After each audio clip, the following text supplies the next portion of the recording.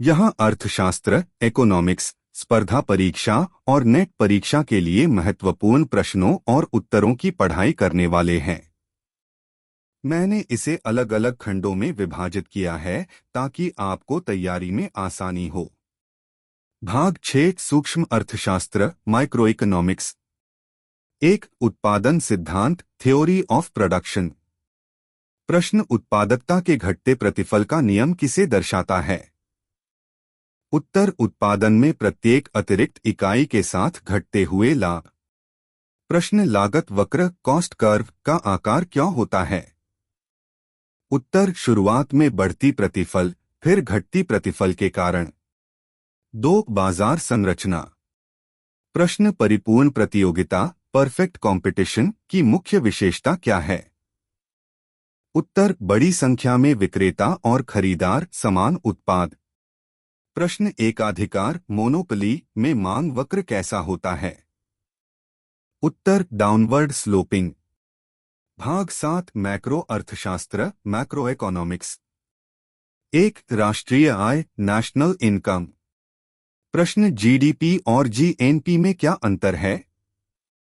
उत्तर GDP देश के भीतर का उत्पादन है, जीएनपी में विदेश से अर्जित आय शामिल होती है। प्रश्न आय के 3 तरीके कौन कौन से हैं?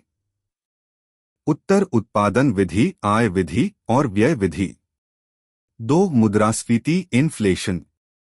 प्रश्न मांग खींच मुद्रास्फीति डिमांड पुल इन्फ्लेशन क्या है?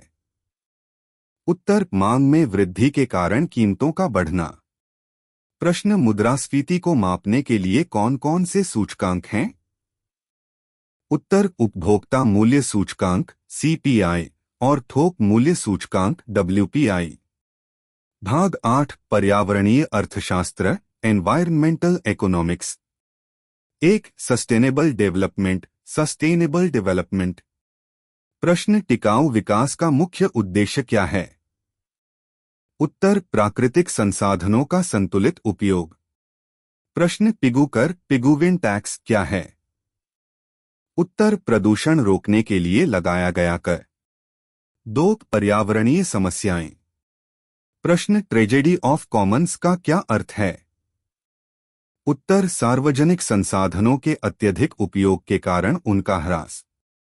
प्रश्न कार्बन क्रेडिट क्या है? उत्तर ग्रीन हाउस गैस उत्सर्जन को सीमित करने का एक तंत्र। भाग 9 समसामयिक अर्थशास्त्र कॉन्टेम्पररी इकोनॉमिक्स। 1 डिजिटल अर्थव्यवस्था। प्रश्न डिजिटल भुगतान का सबसे बड़ा लाभ क्या है? उत्तर लेनदेन में पारदर्शिता और तेजी। प्रश्न क्रिप्टोकरेंसी का पहला उदाहरण कौन सा है? उत्तर बिटकॉइन। 2 वैश्वीकरण और उदारीकरण। प्रश्न वैश्वीकरण का भारत पर क्या प्रभाव पड़ा है? उत्तर विदेशी निवेश में वृद्धि और आर्थिक विकास।